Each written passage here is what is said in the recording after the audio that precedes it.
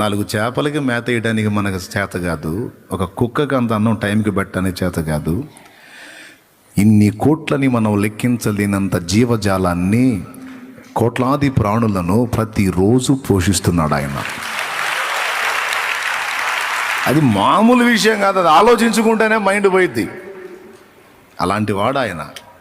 కాబట్టి అంత సర్వశక్తుడు ఆయన. ఆయనకి నిన్ను నన్ను గమనించడం ఏం పెద్ద చాకిరి? ఖచ్చితంగా కనిపెడతాడు. కాబట్టి జీవితం మీద విరక్తి చెందిన నా సోదరులారా ఎవరైనా ఉంటే, బతుకు మీద విరక్తి చెంది చీచా అనుకుని మిమ్మల్ని మీరు అసహించుకునే సోదరులారా, కూర్చున్న మీరు కానీ, లైవ్లో ఉన్నవారు కానీ, తర్వాత చూడబోయేవారు కానీ ఎవరైనా ఉంటే, నీ మీద నీకు అసహ్యం పుడితే పుట్టుండొచ్చు.